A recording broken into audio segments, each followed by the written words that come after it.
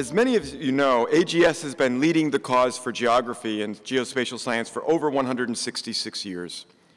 Throughout that time, some of the most important figures in our national history have held positions of leadership at AGS, and they've had an important impact on the field of geography and at the highest of levels of national public policy.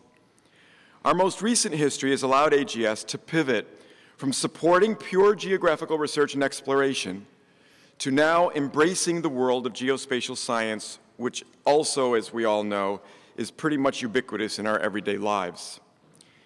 AGS would not be able to do what we are doing if it weren't for three people who have guided this organization for a combined total of over 90 years of service. We thank our Chairman Emeritus, John Gould, our President Emeritus, Jerry Dobson, and our Executive Director Emeritus, Mary Lynn Bird, for guiding AGS for so many years and for continuing on with us now to keep AGS true to its mission. John, Jerry, and Mary Lynn, please stand and thank you.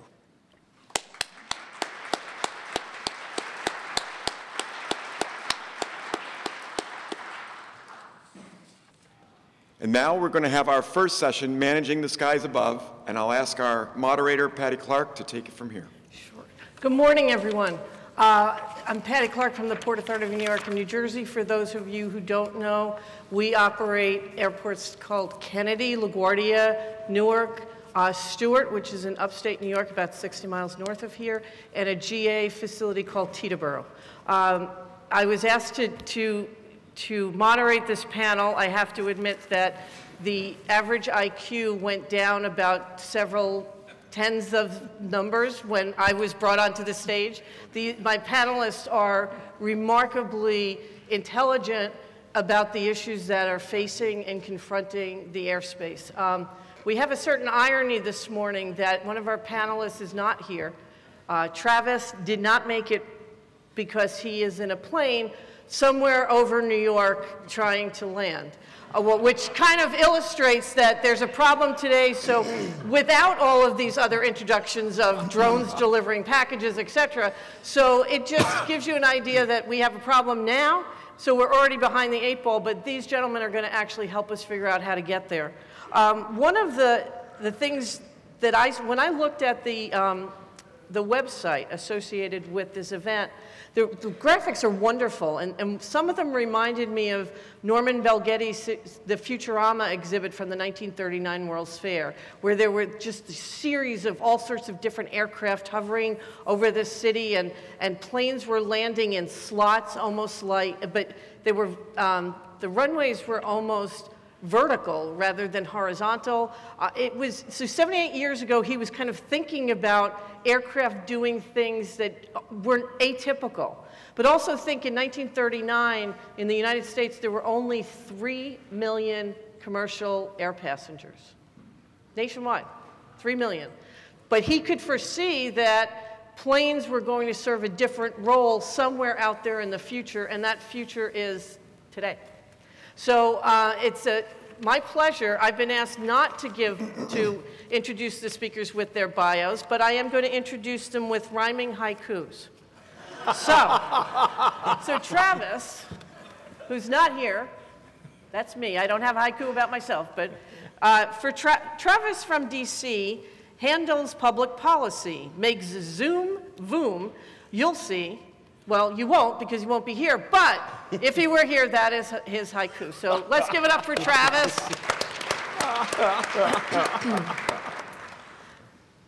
NASA's Davis picks integration as the fix for a new fleet mix. Davis? That's really nice. That's you. So first, I have to thank Patty. I'm quite certain that's the first haiku I've ever had written about me. Oh, my pleasure. Yeah, so I'm Davis Hackenberg from NASA. I'm the Deputy Project Manager of our UAS integration in the NAS project. I was asked by Dean Wise to come speak here, and he originally asked for my boss, my executive in DC, and he unfortunately couldn't make it. He's out in California right now at an advisory council meeting. But I reminded him about 2 weeks ago that I was going to the Geography 2050 conference. It was probably about 2 months ago, maybe, that I got the request, or a little bit longer, to be here. And he looked at me kind of funny. He's like, you know, we work on aeronautics stuff in my mission directorate, and he's like, geography. Remind me again why you're going there? So I told him a little bit about the mobility conference and this, and I say that though to kind of illustrate a point of emphasis for NASA to the crowd. We're a pretty big mission or agency overall. Most of you know us for space work, and probably a lot of you in this room for science also. Most crowds we talk to don't really know our science work a lot, but under our science mission directorate, it's a pretty substantially funded mission directorate. I think it's in the order of $5–6 billion. Goes up or down annually, or you know, per president, I guess.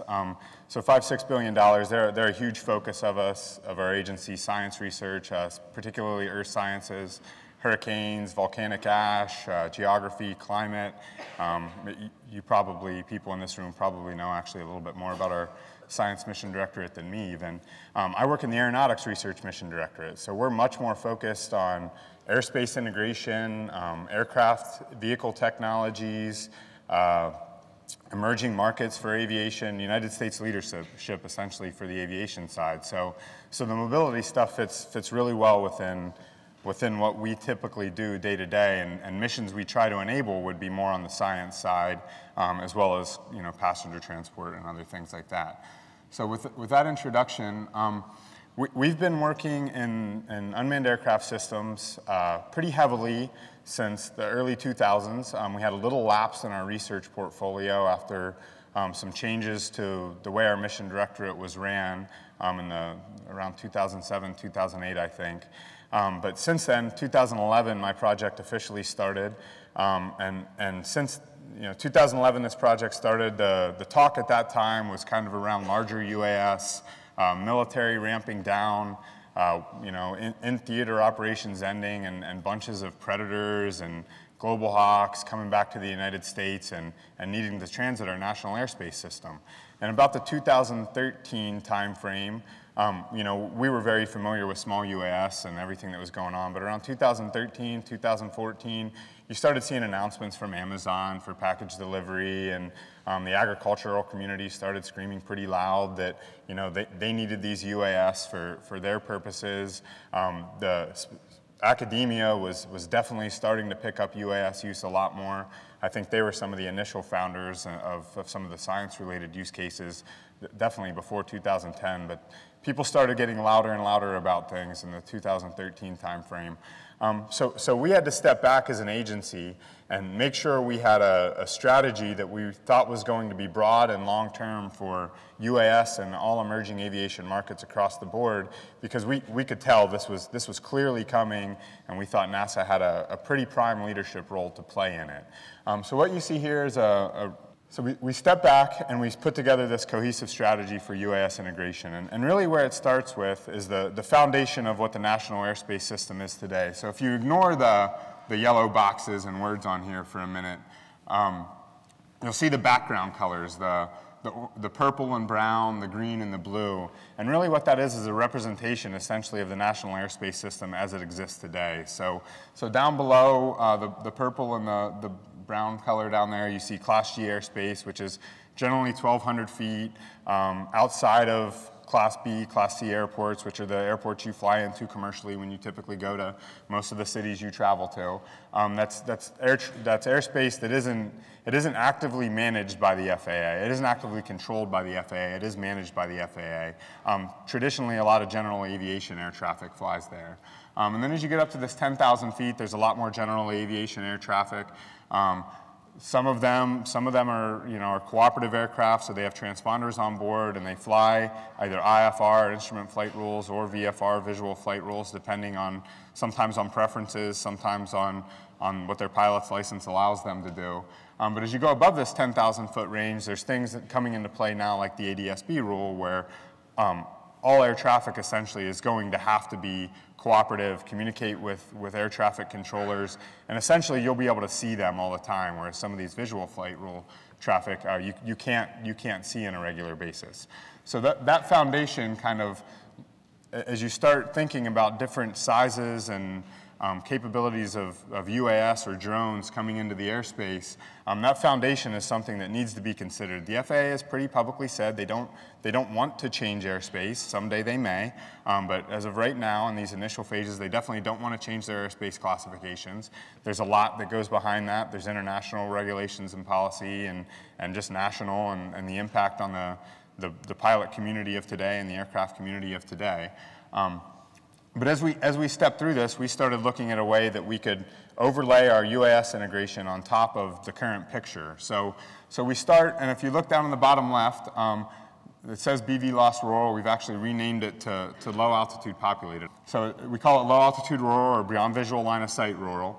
And if you see the bottom down here, we have this notional timeline for when we think these UAS will actually be flying in the NAS.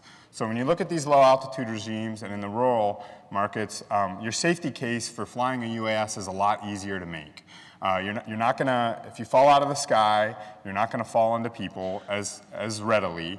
The vehicles are gonna be used in much more remote areas. There's a lot less air traffic. There's still a lot of considerations when you're low altitude, such as crop sprayers and other agricultural operations, general aviation considerations, helicopters, things like that. But this area, just because of the safety cases, is going to be some of the first areas that UAS are actually implemented.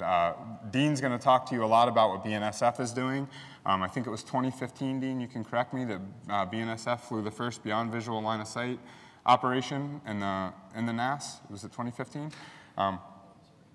Anyway, Dean, 2014?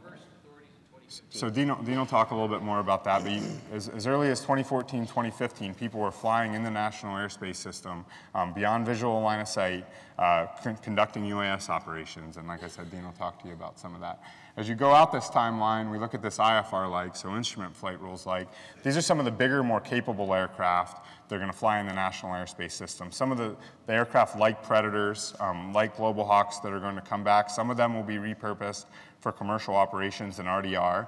Other aircraft that are being built by companies like Boeing today, they announced at the Paris Air Show this past year that they're building a cargo aircraft that will replace some of the fleet that currently do cargo deliveries, and they'll fly generally above 10,000 feet, transpond, work with air traffic controllers. The business model, could be anything from remotely piloted with a single pilot on the ground, operating one aircraft to one pilot operating multiple aircraft, or a room of controllers operating multiple aircraft. But generally speaking, the rules of the road for this airspace are pretty fixed. You're going to interact with commercial air traffic, and there isn't a lot of give there. So you're going to have to build really robust, certifiable vehicles and fly them in a manner consistent with our national airspace system today. Since those rules are so known, it's kind of second on the timeline here. The third one on the timeline is beyond visual line of sight urban or low altitude urban. These are your package delivery operations. These are anything that could happen low altitude, generally speaking, in urban. So traffic, news, things like that. Pretty robust business models are going to be required here. There isn't very much in the way of standards out there for this area. Companies don't know how they're going to obtain airworthiness or certification approvals for this low altitude urban operations. There's a lot of things to consider, such as privacy and noise. When you integrate a bunch of unmanned aircraft just above people in the city's head, delivering packages or doing what they're doing, there's a pretty large outcry there, and a lot of problems that need to be solved. So it's a little bit farther out in the timeline for being regular operations. And then we have this visual flight rules like. So these are the aircraft like air taxis. They're aircraft that are going to fly above 500 feet, above 1,200 feet, which is where Class G ends. Maybe dip down lower for their mission-specific things. They're going to do a lot of science. Other things like this, probably some regional cargo delivery. But these are very difficult, because now you're talking more robust aircraft that fly in a larger, diverse area of airspace, so they'll probably need to fly very regularly through airports, Class B airspace, probably not right over the airport typically, but through Class B or Class C airspace. The vehicles are going to be much larger and potentially carry people, so the certification is going to be much more difficult, so it's even a little bit farther out. There's companies right now like Uber and other companies that are looking to do this in the early 2020s. You probably read about them fairly regularly and maybe even heard some stuff about this yesterday, I would imagine. But it's a little bit farther out as far as timeline goes, just because of the technical capabilities that need to be developed, the autonomy that needs to be developed. But it's a very real business case, and NASA's taking it pretty seriously. So with that, we take these and we break these down and we kind of separate our research portfolio. We consider different elements of these different use cases versus economic benefit and things like that to decide what NASA's specifically going to work on. One of the other aspects we evaluate alongside this is just the specific markets. So I talked a lot about, some of the science markets that are potential for those across those operating environments. Some of the business cases like package delivery and what large UAS may do.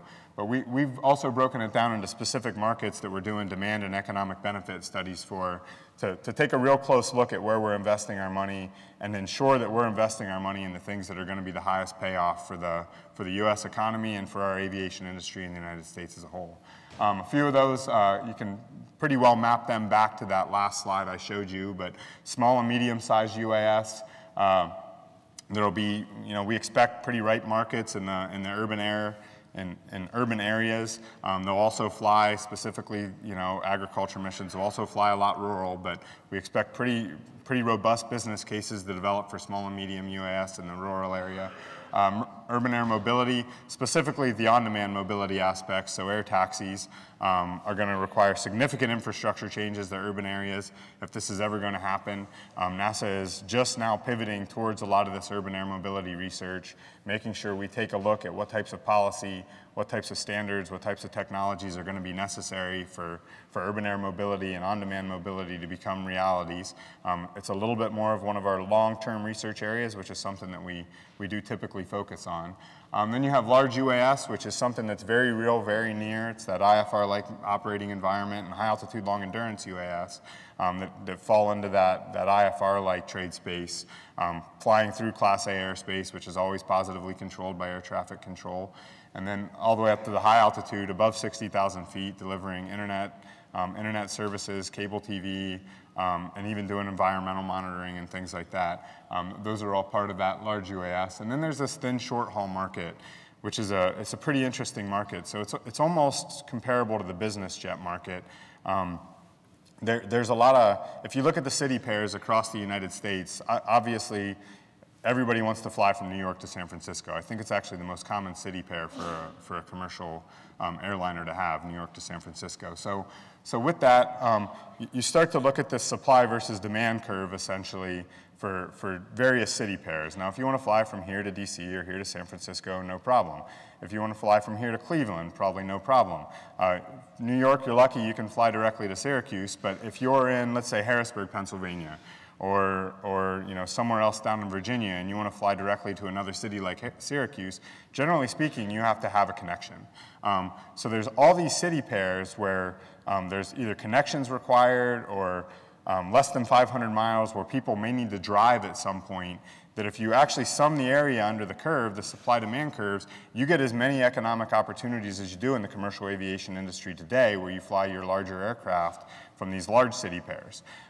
So with things like electric propulsion coming online, making aircraft significantly cheaper to build, some of the new things that the FAA is doing with their certification standards, this is another very real market that we think will come to life over the next 15 to 20 years, maybe sooner depending on how quick technology develops and how much the industry is interested in it. But this thin haul, short haul is a very real market that we're taking a look at, and so are some other large companies in the United States. Other than that, our research portfolio includes a couple other things. We have a supersonic demonstrator, an X-plane that is actually starting up now. I think the competition just closed, that we'll partner with somebody in the United States aviation industry and build an X-plane that will hopefully break down some of the barriers for supersonic flight over land and over oceans. Everybody remembers the Concorde probably, wasn't very successful, but some of that was aircraft technology and some of that was just policy. You're not allowed to fly supersonic over land right now, but with some of the technologies that are out there, you can actually reduce the the acoustic signature of these supersonic aircraft to a point where they call it, it's not really a boom anymore. It's more of something that happens in the background. You don't notice it unless you're listening for it. There's been testing going out at Armstrong Flight Research Center in California on Edwards Air Force Base on this for at least the last 10 years. You know, take an F-18, turn it inverted, and boom the ground, record the signature, change the nose cone shape, and if you ever go out to the desert out there and you listen for a little bit, you're going to hear some sonic booms. They scare you the first couple times, but if you're following the testing, you can actually feel the difference in what these booms feel like. So this is becoming really very real very quickly. By about the 2023 timeframe, we're hoping to have a standard change so that the industry can build to these supersonic standards. And then the other one is subsonic fixed wing. So with all the environmentally responsible technologies, engine technologies, battery technologies that are coming online in the very, very near term, there's a whole new market for subsonic fixed wing, which is the commercial aircraft that you fly on. We have about 4 different designs from major aerospace companies in the United States that look at ways to make flight much more efficient across the commercial business cases. So this is another X-plane that we have in our plans. It's phased a little bit out with the supersonic stuff, so I think in about the 2019 timeframe, we'll be bringing that online as an X-plane. So back to the emerging market stuff. I said earlier we evaluate essentially across our operating environments and our business cases for the research we're going to do. This is just a list of essentially some of the things we call enablers that are going to be necessary for us to achieve that UAS integration, those emerging markets. There's 4 major pillars that we look at. So we look at the UAS technology. So primarily our industry companies build the aircraft and then take them to the FAA to get certified. NASA has a lot of expertise. You can see some of the specific technologies in the top left green box there, but this UAS technologies is obviously a critical piece. The air traffic management services and technologies is a very, very critical piece of it. So the air traffic management system of today is not designed to handle the numbers that we're looking at in the future if all these emerging aviation markets really, really come to life. And then at low altitude specifically, there's a thing out there now that NASA patented called UAS traffic management. We have a project internal to our mission directorate on it. It focuses on low altitude. Urban operations is a very important part of that, obviously. It would enable things like package delivery, essentially all low altitude missions. It's totally new. FAA has pilot programs ongoing with it now, and if you just saw the recent executive order, UTM is an essential part of the below 55 pounds, below 400 feet pilot program that the FAA is starting up. And then there's operational rules, regulations, and policies and guidelines. Beyond the research, beyond the air traffic management stuff, the FAA has tons and tons and tons of policies. I can't imagine how big the stack would be if you printed them all out, but updating all of those to allow these missions is not something that needs to be ignored. It's a lot of work. The FAA is going to need lots of research that goes into it and lots of time. All of these policies generally go through public comment, and even when they think they have something right, it takes a lot longer to get it approved typically, so it's not something we want to ignore. And then the public acceptance and trust piece is just too huge, specifically for UAS. With the altitudes they fly at, people aren't used to them. The noise environments that they're going to create in an urban area, in any specific area, can totally change the game. In New York, just a few years ago, I don't know if this has been reversed, but just a few years ago, I know that the helicopter industry was actually limited to tourism primarily, was actually reduced to half the number of flights per day because of noise complaints. So that's just a helicopter tourism industry in a city that's already pretty loud, but that tourism industry was limited, at least temporarily for a while, to about half the flights. I think that order is still in place actually, as we stand right now. So imagine, in a package delivery sense, up to 30, 40,000 deliveries in a day over a given urban environment with a 55, 60-pound UAS flying overhead. That's a significant noise signature that people are going to have to deal with, not to mention all the privacy, legal, insurance, those types of issues. So this is the trade space we look at across the operating environments we look at, and to get to this end state, NASA's hoping that we can partner with industry and work with the FAA to enable all of these missions in the long term. Okay.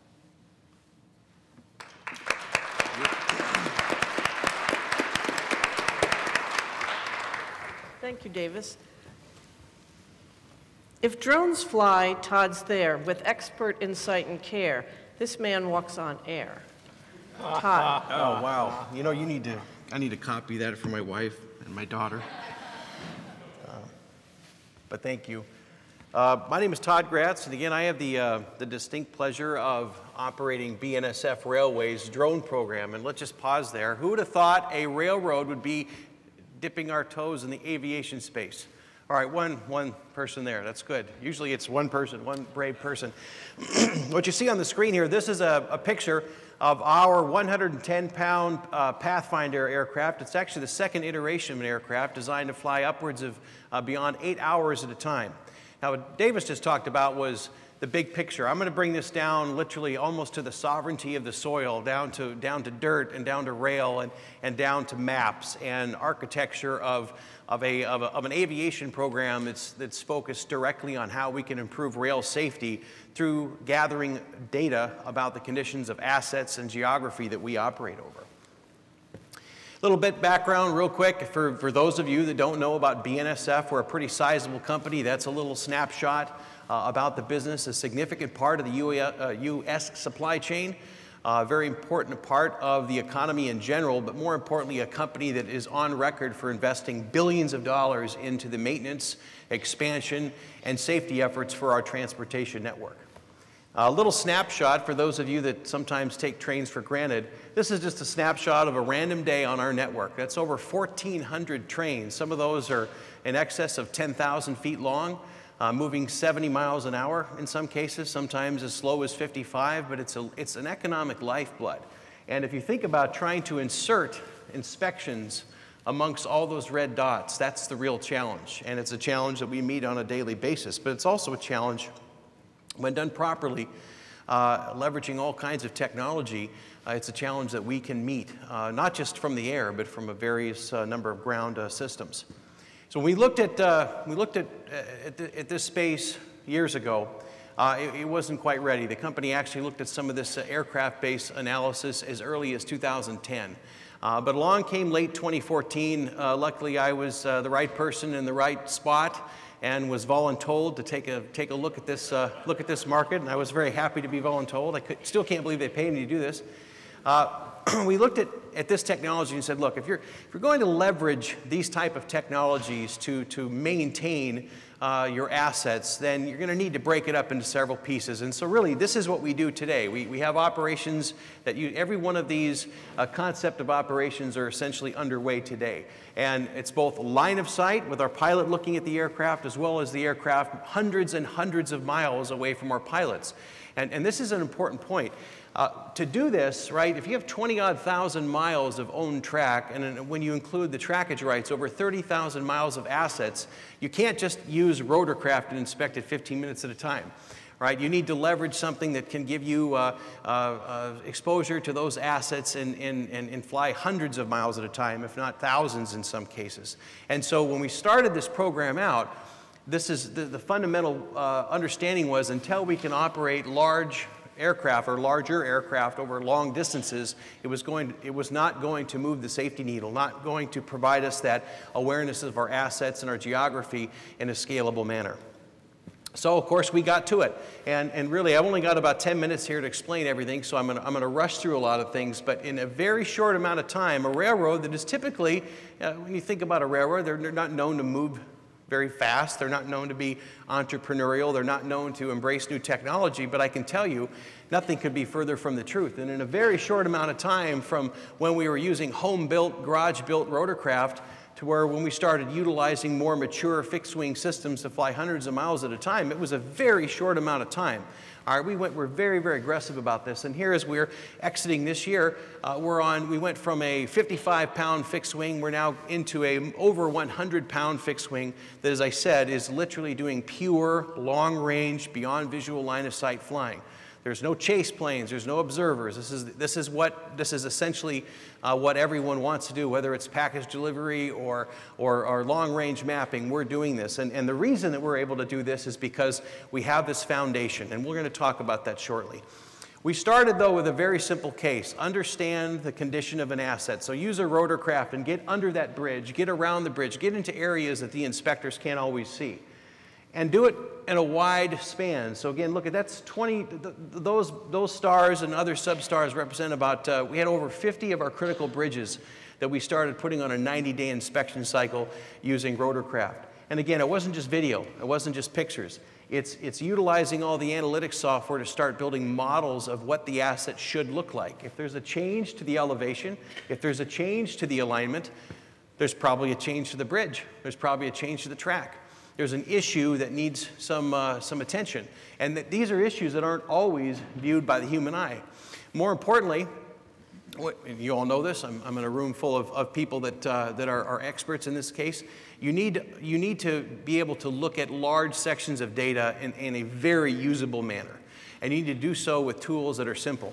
So for example, when we fly a bridge, we might take 5,000 images of that bridge, but let's put it into a format that everybody understands so the output of that is accessible via something as simple as Google Earth. Right? So you can highlight the image, you can look at the specific section you're interested, you click on it, there's the full resolution image. Very simple. No reports to read. This is just one of many examples that we've brought to bear. So this is bridges, right? And this is how we address bridges. But when it came time, as I talked earlier, to get into the long-range flying, that's where we had to involve the FAA. Early on, there were ways through the FAA to do line-of-sight flying. And it's, of course, very pervasive now. But back when we started, you couldn't do what we're now doing on almost a daily basis, and that is take an aircraft off at one location, fly it for hundreds of miles without any human observers. This is where our partnership came in. And you'll appreciate this. Pretty much the rest of this presentation will tell you why this is such an interesting area for geographers outside of the flying object and everything else. It started with the fact that we have a known flight route, and we have infrastructure that allows us to operate these type of aircraft. So when the FAA was looking for a partner to help them develop a body of research data and to assist others at NASA and others in the flying community of how one would go about this, we were a natural fit. Because first of all, we're pathologically focused on risk reduction as a whole. And number two, we have a known flight route and infrastructure that can support this type of research. And that's what started our Pathfinder partnership with the FAA in middle of 2015. It was all focused on this, using sensors and aircraft systems to understand the conditions of the right-of-way. That is, of course, the dirt, the ballast, the rails, the ties, and all the other critical assets. And how can we suck up all that information in a short amount of time and analyze it and understand exactly what is the condition of that asset? And this is what we're all focused on, right here. Outside of all the other infrastructure, this is it. And if you can ingest literally 700 gig to a terabyte of data a day of each subdivision and understand the condition of the track and then have it displayed visually to your inspectors, you're actually now beginning to create a safety benefit. Here's another example. This is, by the way, these pictures are from 400 feet going 40 miles an hour with our sensor that's taking 2 pictures a second at 25 megapixels. It's a significant amount of data, and we have to mine this data as close to the edge as possible to understand the conditions of the assets. Again, how do you look at it? Good ties, bad ties, mud conditions, broken rail, however you look at it. Notice it's all location-based. Notice it matters about the location. It's not just, is it a good tie or a bad tie? Where is it at? When was this taken? And is it degrading? So this is another great example where using a basic visualization tool to go to this location. And I can tell you this location, if you can see on the file name, we can revisit this location in the image set every week, every month, right, using that data. All right, how do we get there?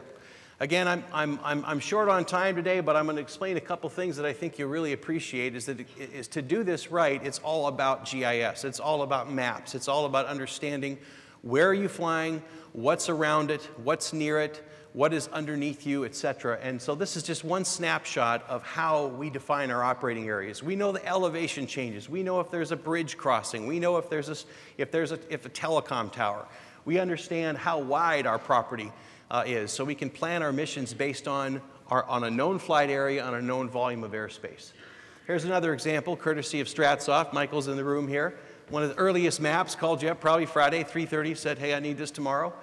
This is an example of our network, our rail network overlaid with controlled airspace. So this, again, we take into account every facet of our right-of-way, and not just the dirt, not just the property, but the airspace around it. And then we manage the flights accordingly. We plan them based on not only the assets, but also awareness of airspace. So this is a snapshot of the Amarillo area on the lower right. And as you can see, there's some controlled airspace in the middle of Amarillo. You can see our rail network over there. We know about certain flight restrictions. Every mission is planned, even though many of these are now done daily in some areas, or at least twice a week on large sections of track. Every mission is analyzed in this fashion. Again, what's around it, what's near it, what are we going to potentially interact with. And we also, of course, build safety boundaries based on our right-of-way, based on everything around that mission. So even though that mission may not change, this is validated on a regular basis. But what I'm hoping you're starting to see is a theme here. If you know your elevation profile, if you know your property rights, if you know what's around it, you're essentially building a flight corridor, for lack of a better term. And you're building it over, again, a known piece of infrastructure that is marked on aviation maps, that pilots are aware of, et cetera. Here's how we do it, too. This is the type of aircraft we use. This is something that we partnered up with a number of different companies to create. We have several of these. There will be one in the air probably about 1 p.m. Central today. It will do about a 6-hour flight, gathering images in the middle of rural New Mexico. And hopefully, if not by year's end, right after the first part of the year, we'll have another 1,200 miles activated for this type of flight. This is the type of flight that we're trying to do. And this is the aircraft we use. There's a little snapshot of the sensor. Again, I won't spend a lot of time on it, but just think volumes of data, precision images, geo-rectified, and then, of course, change detection. A couple more slides here, and then I'll be out of time here, but to talk to you a little bit about how else we go about doing it. So again, I like to say, if you talk to a longtime railroader, they might tell you in the order of operations, the railroads were built, the railroads were operating, and then God created light. That's kind of how they look at the time frame. So if you think about that mindset, the railroad might have been there first, but along the way there were towns, and then along the way there were airports, and along the way there was population. And so, as I said earlier, we plan our missions based on a wide range of property rights, but we also are aware of what's happening in the airspace around us. Here's a snapshot of our Clovis subdivision, which was our first subdivision. We've been operating on that subdivision now for over a year. And as you can see, maybe for those of you that understand what a VFR map looks like, or a VFR chart, John has never seen one, I'm sure. On the right-hand side is an Air Force base, and you can see we fly right through that. We've got all these mountains and all these other areas, but notice outside of these colored areas, there's nothing. That means if you're below a certain altitude, you're invisible to the FAA. So if you're below a certain altitude and you're invisible to the FAA and we're flying out there, that means we may not see you, right? All right, so remember the infrastructure we talked about? Enter our infrastructure. We work with a wide range of vendors, and we created a system, and we essentially took the FAA system and then we augmented it with our infrastructure and brought that visibility down to the surface so that our pilots and our organization can see everything that's around the right-of-way so that we can, of course, deconflict. We don't want to have an interaction in the air with another aircraft, especially if it's not a drone. Again, based on data, based on routes, based on maps, based on geography, and constantly being studied. A couple snapshots of what it looks like for our pilots. Again, this is an operational site. We're continuing our research. We're expanding our research. We're developing data for rulemaking. This is what our pilot looks like, various pilot station looks like, various command and control systems, positions of trains, conditions of towers. The co-pilot, this is what he's looking at, positions of other aircraft. On the lower left, we've got a radio console. They can talk to other aircraft that are in the air, hear other aircraft in the air, obviously communicate with trains if there's something on the track that we see. Very simple operation. Another snapshot. But again, all of this is focused on gathering data on the condition of the asset, on the condition of the right-of-way, and then developing change profiles and understanding degradation of ties and soil and understanding weather conditions. And this is all about mining this data on a large scale. Lastly, I put this up because, back in 2016, well, let me go back. Back in 2015, BNSF, along with our partner Insitu, who's a subsidiary of Boeing, we made aviation history by essentially performing the first long-range, beyond visual line of sight flight in the lower 48. They had done some stuff in Alaska, and that was great. This is the first stuff they've done in the lower 48. That very aircraft, by the way, is hanging in the Smithsonian now. That was a history-making aircraft. We were happy to have a part of that. So 2015, we made aviation history with our partners. In 2016, we did this for the first time in the lower 48, purely commercial, purely civil, long-range flying, which has now become essentially, if not a regular occurrence, at least several times a week, we're now flying this subdivision. And I said we'll add more to that as follows. Lastly, Dean, of course, who got me this wonderful speaking opportunity, wanted to be sure that I put up some far-reaching statement here. I'm not going to explain it all, especially since I'll probably burned at the stake somewhere around here for a few of the things I've said. But the net of it is if you think about what a railroad is doing with an aircraft and sensors, or sensors on a locomotive, or sensors on the right-of-way, or optical things, or space imagery, or whatever data, fusing all of this data is essentially building a digital twin or a virtual version of our assets. And understanding how one can mine and interact with that assets, one also begins to build a digital twin of oneself and of the operation. And just think where we'll be at 2050 and beyond, where literally everything that we're doing, all the data we're generating, whether it's us walking around a town, or whether it's inspecting assets, or whether it's analyzing imagery or planning maps, we're essentially building a model, almost a redundant model that can be queried and can be analyzed, before decisions are being made. And I think we're doing a lot of that at the railroad as well. So with that, I'll pass it off to John. Thank you.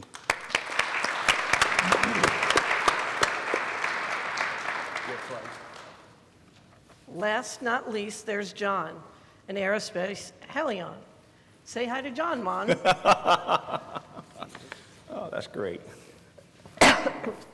Patty, thank you very much. Thank you all very much for this honor of being back in New York.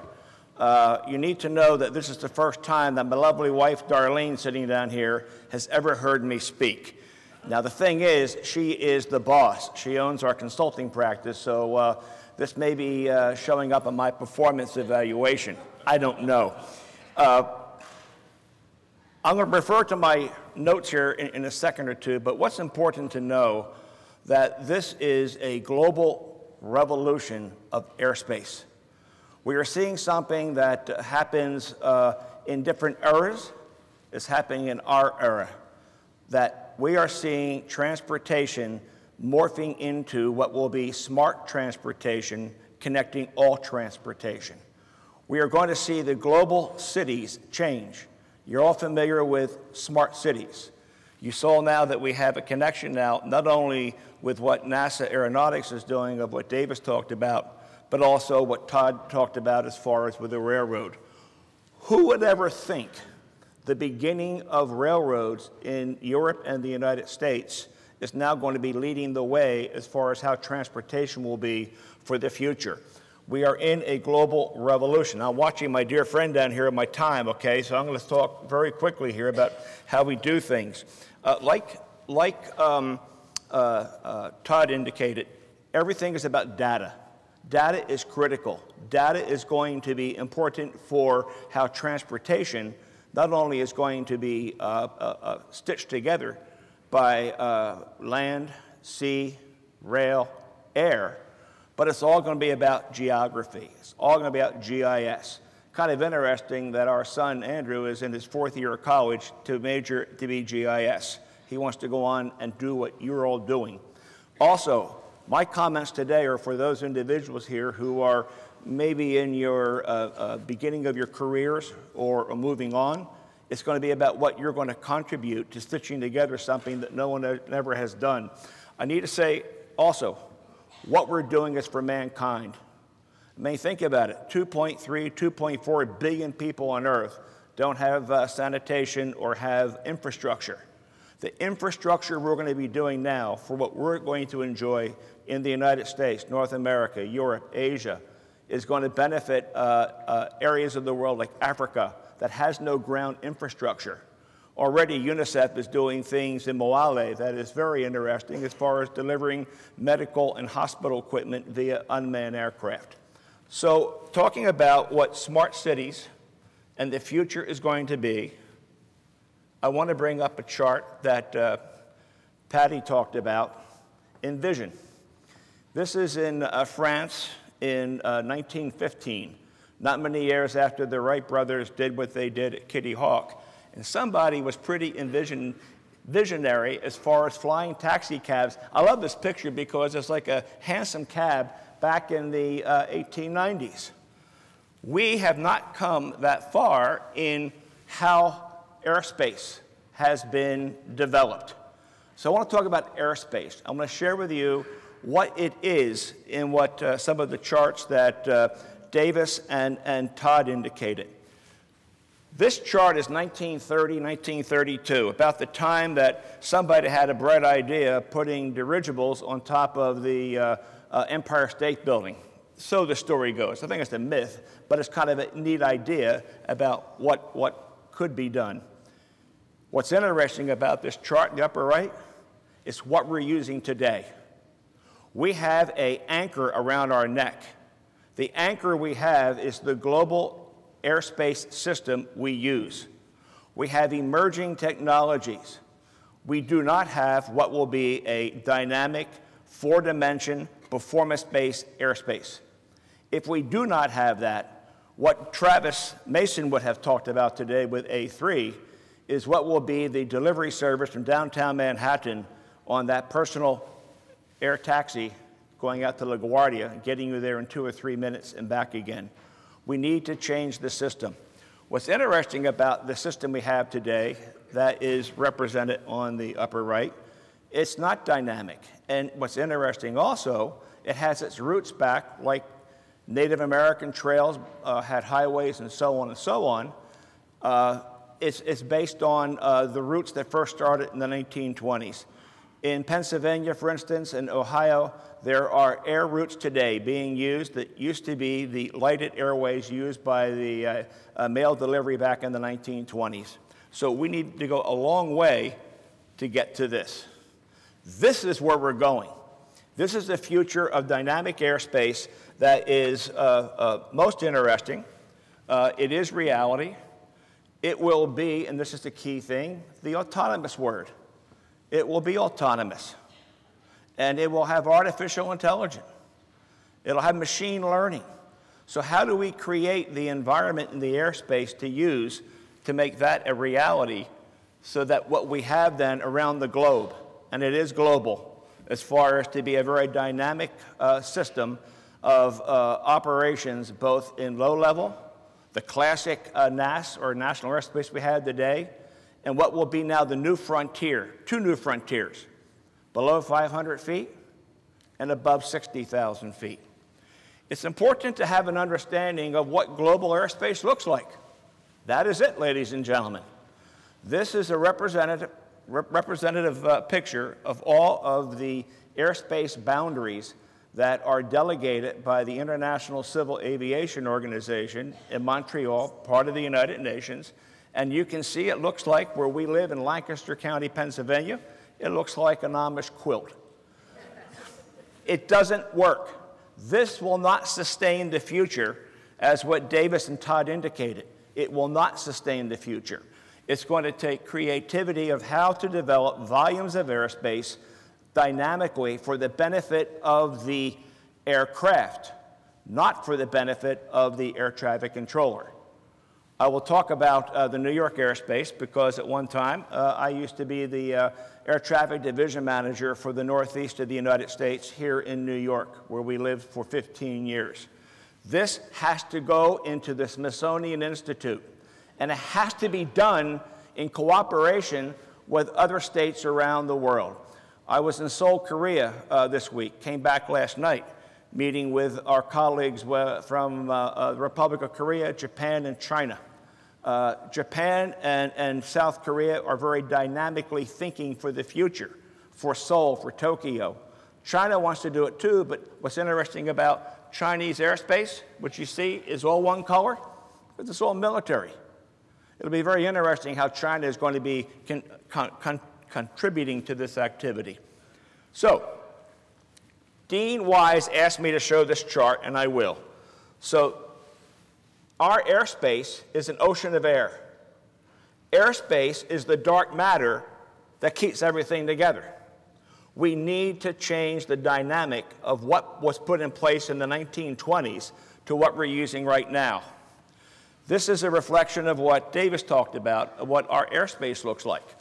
It's kind of interesting because what you see in Class B airspace, which is around New York It wasn't there until the 1970s when two horrific mid-air collisions in California caused a direction by the FAA to put in controlled airspace. By the way, this airspace chart is the United States. It's different all around the world. There is a mishmash of the different ICAO representative airspaces, so it is different. Here's what a difference will be. Two things.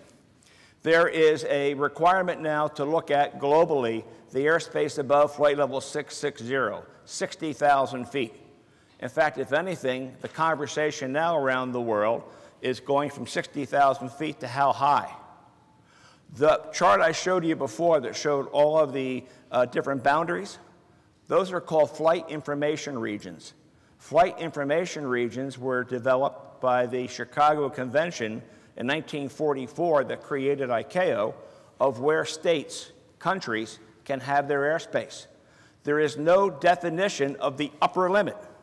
In fact, the bottom part of the upper airspace, where we have in the United States Class A, which goes to 60,000 feet, it doesn't define it.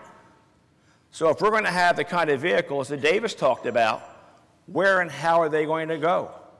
America is 66,000 feet, for instance. Europe is 66,000 feet in some areas. In other areas like Italy is 45,000 feet and above. Japan's 29,000 feet and above. And by the way, when we do what Davis indicated, which is not in the future as that handsome cab, it's going to be in the next decade or so as far as how do we do traffic management. What's the air traffic control going to be? We need to have a common altitude that is going to be accepted around the world as far as how we do this airspace. Likewise, we need to have a definition of below 500 feet, or I'm going to say a definition of below 2,000 feet. Not only of what Todd indicated for smart corridors, airspace that is over a linear asset in urban areas, as far as that will be allowing the kind of autonomous vehicles, whether they're delivering or they're taking taxi cab, Hanscom cabs out to LaGuardia Airport. I have scars on my back from, so if anybody here is from New Jersey, I love New Jersey, when we changed all the air routes in 1987 out of New York, something called the Expanded East Coast Plan, we kind of did not get the public opinion involved. I do not think that in urban areas like New York, Los Angeles, Paris, Tokyo, is the public acceptance, the political appetite for freewheeling unmanned aircraft will be allowed below 500 feet. So how do we define that airspace? It's going to be GIS. It'll be predictable, repeatable paths with a separation standard that's going to be small. Right now, 3 miles below 10,000 feet is how far air traffic controllers can keep airplanes apart. We're talking about an autonomous system, maybe connecting all the hospitals in the metropolitan New York area with delivery on and off, point-of-space approaches. In 1976, when I had brown hair, I was at Philadelphia Tower. I was a new procedure specialist. In 1976, we developed what was then called the Northeast Helicopter Route. One from Boston down to Washington. It was separated pretty much what Davis talked about from all other aircraft. It had a separation criteria that was narrower than 3 miles and had point-of-space approaches. It was pretty much like the vision of 1915, and it did not stay in place because it was way ahead of its time. These are the things that are going to be important. Public acceptance of how we do this change. So this is what it's going to look like in the future. The future is now. We are in 2015. 2050 is 33 years from now. I'm not going to be here probably in 33 years. So all of you who are doing this work, I'm going to watch you all, every one of you from up there. I hope it's up there. As far as how to do things correctly. This is transformational. I cannot reinforce more what is important for the United States, Europe, our colleagues in the Pacific Rim, Australia, to get it right. What we're doing is transforming transportation for one for 1/3 of the world's population. 2/3 of the world population are going to depend on us to get it right.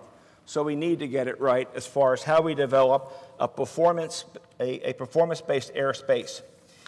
I cannot, again, emphasize, and I'm stopping, I cannot emphasize the importance of changing the airspace.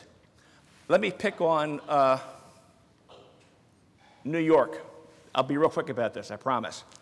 This is how New York airspace looks right now. This is an actual shot, as what Patty indicated, for Newark, LaGuardia, Kennedy, Teterboro, Stewart probably. And you can see where all the lines are, which represent individual tracks. There's not much room to put anything else in there, let alone unmanned aircraft. Performance-based airspace looks like that. Now, I'm very sensitive that when we get down to the final approach to the end of the runway, there may be some houses there that are going to be hearing air traffic noise all the same time. But then again, there's a possibility to have different routes coming into different parts of the runway. Now, with this airspace, though, now we can start putting in ideas of how other vehicles are going to be fitting in. And by the way, this is not air traffic controllers, which I started my career as one saying turn left, turn right. This is being done in a very efficient, four-dimensional way where the planning for coming to each runway is done hundreds of miles away. So it's a global airspace challenge. We need to have a willingness, not only within the industry and for folks like you, but also a willingness by governments to come together. Like with Todd, with public-private partnerships, the fact that NASA is taking the role right now they are is critically important. We have one airspace, it's precious, it's an ocean of air, and it's changing. William Gibson is a science fiction writer, and I think that he says it very well about the future is here already. It's not measured well. Thank you very much.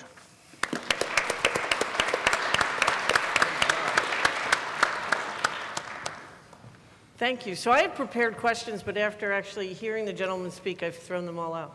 I have to say, the most optimistic thing that I heard today was you, Todd, when you said that you and the FAA, not you personally, but your company, the FAA, quickly turned around and actually promulgated something fast. That is a sentence that is, and this is no offense to my colleague here who worked for the FAA, and the FAA is our regulator, we love them, but turning things around fast is not a sentence that normally includes FAA in it. So how do we, as you said, everything's happening. This is all, we don't have to wait for it, it's going on, and we're not really known for our nimbleness. How do we do this? I mean, you face the same thing too at NASA. I mean, how do we accommodate this when we can't even get ADS-B in aircraft, when we can't get airspace redesign without, lawsuits and decades and so on? How do we do it? And then how do we do it globally? I mean, that's for anybody. I'll say one thing. I think if you want to say it was made easier by this, easy is a strong word, but as I said earlier, the FAA and BNSF are very similar. Very much, we look at things, the risk models that they leverage are similar to what we leverage to reduce railroad incidents. And the fundamental focus that this is a focus on reducing incidents on the railway, injuries, spills, things like that. So it's a focus on the communities we operate in, it's focused on safety, and it's in a known area. And with a very well-defined operating area with all the intelligence we talked about. I think that's, if you want to say it made it easier, it made it fast, that was the fundamental principle. And the other thing is, I think they recognize that if anyone was going to try this on the scale that we're now performing these regular flights and this research and not inject unneeded risk into their operation, it would be us. And I think that was the core fundamental that made it fast. I mean, there is no easy way to do it, though. I don't think. I mean, Todd's examples are perfect, but that's very case by case, right? You're not gonna. There just aren't that many BNSFs in the aviation industry today, or in these emerging markets. that are going to have the same liberties that BNSF had. If you look at some of the big ones, the package delivery one is the one that everybody's familiar with, air taxi is another one. There's none of those same types of things you can do, really, other than, transportation companies want to build safe vehicles, automobile companies want to build safe vehicles. But when you talk about, the scale of operations that's going to need to happen and the impact it's going to have on an area like New York, when you look at the typical air traffic management flows like John showed, there's no easy answer. One thing I know for sure is it's going to take an entire community of industry people, venture capitalists, investors, companies willing to put their namesake on the line to continue investing and doing what BNSF did, investing their money to do it the right way and work with the FAA, and it's just not going to happen overnight. I've watched it several times now. I started in UAS in 2011, and all the larges, it was going to be done by 2015, and they were going to be flying. Well, it's 2017. The smalls came in, and Amazon was going to be delivering packages in 2017. Well, it's 2017. Not going to happen until 2019 now, right? And then the air taxis, they're going to do it by 2021. I hope so, but good luck, right? I mean, it's just not going to be easy. There's so much research that has to go into this. There's so many companies that don't have aviation experience that are now coming to the FAA to fly in this very, very complex, world's safest airspace, and easy probably isn't ever going to happen. So to echo what both Todd and Davis indicated, what's the business case? Business case has got to be there for the investment, and BNSF has taken a giant step forward. However, there needs to be a combination. I'll bet there's folks here working for companies now that probably never thought that they could be involved in this transportation revolution. Just don't think airspace. We're not going to have ports having people working as many in the ports now, or coming into urban areas. So it's a coming together of business and government in an atypical way. I applaud the current administration by putting the pilot program out that will be for states, local areas or tribal areas to come together and make a presentation to Secretary Chow on to be selected as one of 5 places in the United States to kind of do the things and demonstrate. Well, let's be real clear. It's great not being with the FAA anymore because I can talk what I want to say. Let's be clear. In part, there were potential statements in the FAA reauthorization language. Senator Feinstein from California is one, as far as not giving local authorities responsibility for airspace below a particular altitude. All of a sudden, then, do you have 5,000 or 3,000 different FAAs to deal with, responsible for their airspace? It cannot be that way. The sovereignty of the airspace is to the federal government. Responsibility for navigable routes is through the FAA. What some of us envision here, I know somebody out here envisions that, Mr. Wise, is you're going to have a potential third-party situation where the FAA will have responsibility of oversight, but companies will come together. Companies will be responsible, not unlike what we have on the electrical grid system around the United States. And that's going to be a moneymaker then as far as to what public acceptance is going to be some of the first things. I said it here, hospitals. If we can connect all the hospitals in a linear involvement, because I do not think public appetite is going to allow free-flowing package delivery in areas like Queens and Brooklyn. It's interesting. You mentioned helicopters. When I was responsible for all of the Northeast of the United States, I probably spent 10% of my time on helicopter issues in New York. And it wasn't so much the noise, it was visual, flying across Central Park. So all of a sudden you're going to have other things flying there? I don't think so. But it's got to be public-private partnership. I cannot stress the importance of what NASA's doing in the programs under the Space Act. It has now brought companies together in a very atypical way. Yeah, and I personally have to thank NASA as well. They're doing a tremendous amount of research for us, for the Port Authority, on just how to free up airspace and deconflict the airports. So I appreciate it. I don't know that people are aware of the types of things that NASA is actually involved in. I think too many people just think it's just astronauts. But all of you touched on, used the word community, and that might be the biggest challenge for the aviation industry, because these things are noisy and are intrusive. We have to somehow live together. And how do you propose we do that? Because honestly, I think, go back to the East Coast plan. Well, okay. Well, so it has to be from personal experience on the outset, as far as the environmental impact statement that was enacted over the state of New Jersey by Senator Lautenberg back in 1989 or 1990 was done on a negative, because the FAA did something without telling the public. The metropolitan New York area is a shining example of what can be because of the decision by the FAA on the outcome of that environmental impact program. However, as you said, and this is Los Angeles, Chicago, it's across the United States, if in fact that there is not a willingness to change the airspace, this airspace is a yoke around our neck. This airspace needs to go away, which means there's going to be a need to move forward with the public of how that's going to be. I saw that Administrator Huerta announced the other day, again, thousands of new GPS approaches going into different airports. Well, most of those approaches are overlying the current system. It's kind of like having a copper wire system that we're all using our cell phones. Maybe you can have access 2 or 3 minutes a day, and that's all. That has got to change. It's fundamental through public-private enterprises. Todd, one of the things I was interested when you talked, what you guys are doing and your use of the unmanned aircraft for inspection.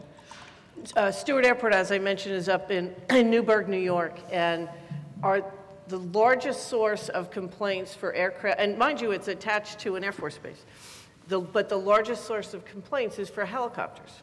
And the helicopters aren't starting or ending their trip at the airport.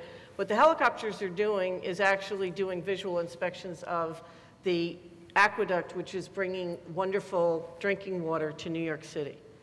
And so when you talked about that, I thought, my gosh, what a wonderful alternative, and probably getting even a better visual. And that's more for a safety reason than for a structural reason, but I'm sure there's structural components of it.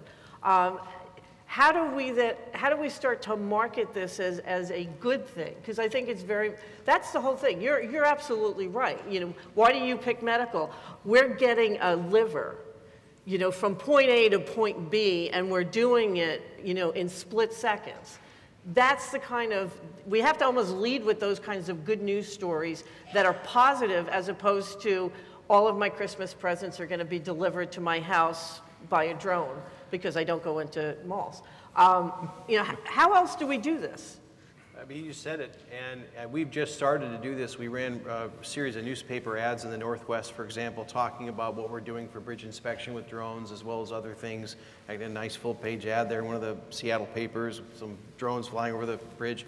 But I think what it is it's getting some wins, right? So it's us continuing to make progress in our research, getting some wins that we can point to, and bringing in the DOT and bringing in the FAA, pointing to some wins. This thing was prevented, or X amount of hours of potential risk were reduced. It's promoting each and every win, whether it's looking at a water supply, or whether it's a bridge, or doing something with large-scale track inspection. I think it's celebrating each and every one of those wins. And thankfully, because you have so many media sources now, social media and what have you, it's easier to spread the word when you have those wins. And it's wins like those that start to help bring more public acceptance and awareness of the positives. But it's not going to happen overnight, and it's not going to be easy. And certainly, we're not going to go out with a national marketing campaign talking about it. So it's going to be a combination of everything. And just following the news sources that are both open to everybody, right? The general news media, and then obviously I follow a lot of UAS specific stuff. I would say that right now there's a fairly, maybe it's close to a 50-50 balance between the public good types of missions that I see, and missions that people want to use to make a lot of money, right? Or benefit their company specifically. And traditionally, I would think that the ideal way to make the public acceptance grow would be to start with just those, right? The medical and disaster response, all the stuff with the hurricanes. Like, that would be great to build off of that, but there's so much money available the industry now sees, which is a great thing for aviation. I just don't think we're going to be able to take that perfectly progressive approach. So we have to make sure that all these, public good missions, which those type of people don't advertise as much, right? Right. I mean, the hospitals aren't going to advertise BNSF. You just heard Todd say they're not going to do a national campaign on how much good it's doing. Maybe they will, but I think you said it wouldn't. But so it's going to be tough. We're going to have to figure out ways for agencies like ours and organizations like the Port Authority to promote what we're doing and make sure the public good in our specific communities understand what's happening and understand the future economic benefits of these other missions that they may not be so accepting of right now. And we're not good at being our own best cheerleaders either. Well, we're going to have to A lot of be engineers. because the other piece to that is international. Yeah. Influencing the international activities around the globe is critical. Case in point, Italy now has put out a tender for 3 companies to put together teams who will establish a low-level network in Italian cities.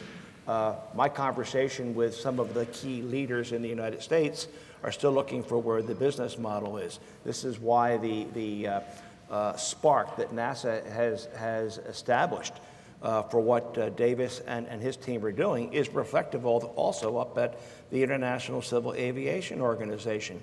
The human factors piece of that is being led by a person from NASA. So we need to influence a tremendous amount of things that are going on in different parts of the world now. Don't we need a congressional hearing on this topic? Or 2? We have time for questions, because I could keep asking, but if there's anyone in the audience. Good morning. My name's Matt Dunkel. I'm from Alpena Community College, and we have a new drone program. So the BSNF, what's the demand for labor? We do fairly strong demand. We're slowly but surely expanding. Typically, though, like any big company, we have a pretty standard hiring procedure. But I will tell you, one thing for your students, not just for us, but there's a growing number of flight services organizations that are out there that provide pilots and flight support for organizations such as ourselves, and that's a great place to point students that are graduating from your program to. Okay, thank you. Maybe I'll talk to you after and get that. Yeah, absolutely. Thank you. I was inspired to write a haiku. So, aerospace traffic grows, new technologies emerge, rail drones lead the way. Thank you. Well, I would like to thank, it was wonderful for me, and I obviously lived this, and I hope for those of you where airspace is not your gig, you suddenly realize its importance to your daily lives and to our future. So thank you all very much.